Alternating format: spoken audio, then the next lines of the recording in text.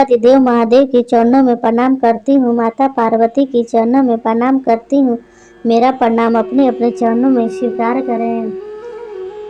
साहब दीदी के चरणों में प्रणाम करती हूँ। मेरा प्रणाम अपने अपने चरणों में स्वीकार करें। समस्त गुरु भाई बहनों के चरणों में प्रणाम करती हूँ। मेरा प्रणाम अपने अपने चरणों में स्वीकार करें। मैं एक छोटी सी कथा लेकर आई हूँ। मेरी कथा अच्छी लगी तो वीडियो को लाइक करें, चैनल को सब्सक्राइब करें, कमेंट बॉक्स में हर हर महादेव लिखें।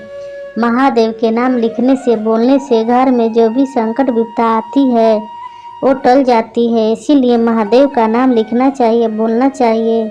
चलती हूँ छोटी सी कथा की ओर। एक गांव में एक किसान रहता था। उसके 2 लड़के थे। वो किसान बहुत गरीब था। किसान के बच्चे भी छोटे थे। किसान और उसकी पत्नी बहुत ईमानदार और मेहनती थे। भगवान शंकर के परम भक्त थे। रोज मंदिर जाना, पूजा पाठ करके घर आता और खाना खाकर वो मजदूरी करने निकल जाता। मजदूरी का पैसे से चावल दाल खरीद कर लाता तो शाम को उसकी पत्नी खाना बनाती, फिर बच्चों को खिलाती और खुद भी खाना खाकर दोनों पति और पत्नी सो जाते। फिर सुबह होता, नहा धोआ कर मंदिर जाते और फिर मजदूरी करने चला जाता। फिर शाम को आटा चावल लाते तो शाम को पत्नी खाना बनाती, बच्चों को खिलाती। ऐसे ही दिन गुजरते गया। जिस दिन मजदूरी नहीं मिलता तो उसके घर शाम में खाना नहीं बनता। दिन का खाना थोड़ा बहुत बचा होता था, वही खाना अपने बच्चों को खिलाकर सुला देती और दोनों पति और पत्नी पानी पीकर सो जाते थे। जिस दिन मजदूरी मिलता तो दोनों पति और पत्नी काम करने चले जाते थे। उनके शरीर पर कोई ढंग का कपड़ा नहीं मिलता ताकि अच्छे कपड़े पहन सके। दिन गुजरते गया। दोनों लड़के थोड़ा बड़े हुए। एक दिन लड़का बहुत बीमार हो गया। आधी रात का समय था। उसके पास कोई साधन नहीं था कि हॉस्पिटल ले जाए और पास में रुपया भी नहीं। अब बेचारा किसान पत्नी को बोला, घबराना नहीं, मैं कोई इंतजाम करता हूँ, तुम इसके पास रहना। इतना बोलकर किसान घर से निकल गया और सोचने लगा कि अब मैं क्या करूँ। ओ सिसक सिसक कर खूब रोने लगा और मंदिर की तरफ जा रहा था। जी भर कर रोया और मंदिर में जाकर शंकर भगवान से बोला, हे भोलेनाथ, आप ही कुछ करो, मुझे कुछ समझ नहीं आता है। इतनी बात कहकर किसान सो गया। किसान को गहरी नींद आ गई। भोलेनाथ एक साधु के रूप धारण करके किसान के घर गए, जहाँ किसान का लड़का बीमारी से तड़प रहा था।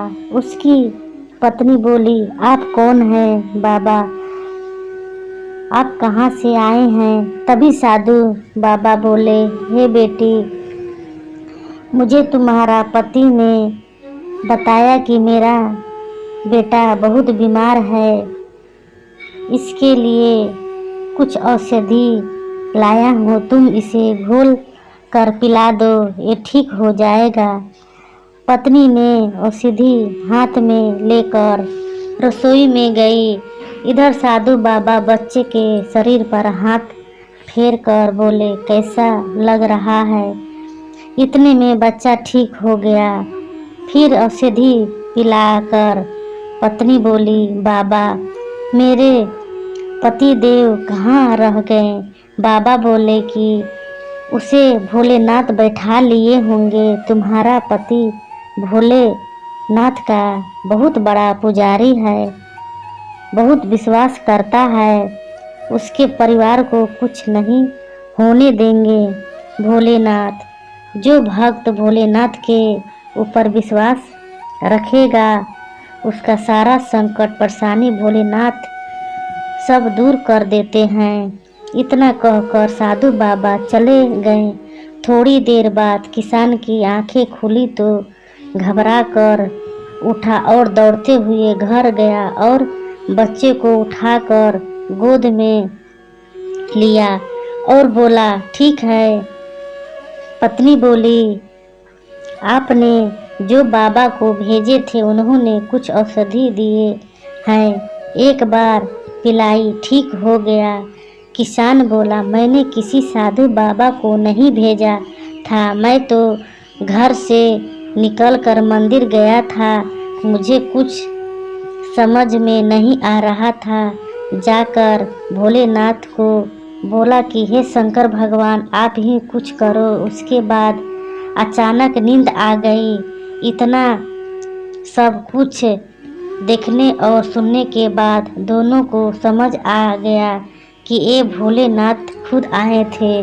वो दोनों पति और पत्नी बच्चे को लेकर मंदिर गए और बड़ी खुश और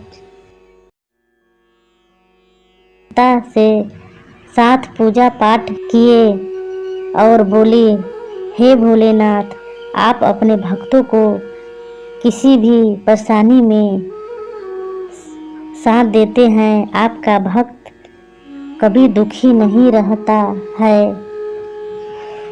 हे भोलेनाथ, जैसे मेरे बच्चे को जीवन दान दिए वैसे सबको देना। हे भोलेनाथ, मैं आपको धन्यवाद करती हूँ, आपको धन्यवाद देती हूँ। देखिए मेरे महादेव ऐसे हैं। तो किसान बहुत विश्वास करता था, बहुत आस्था भाव रखता था। देखिए मेरा महादेव चलकर आकर बच्चे को ठीक करके चले गए। मेरा महादेव ऐसे हैं, मेरे महादेव ऐसे हैं, किसी को परेशानी में दुख में देख ही नहीं सकते। मेरे महादेव बहुत भोले हैं, सब पे दया करते हैं। इसीलिए बोलती हूँ, आइए भगवान शिव को अपना गुरु बनाइए, अपना जीवन धन्य बनाइए, अपना जीवन सफल बनाइए। मेरे भगवान शिव जैसा इस धरती पर कोई गुरु नहीं है। आइए मेरे भगवान शिव को अपना गुरु बनाइए।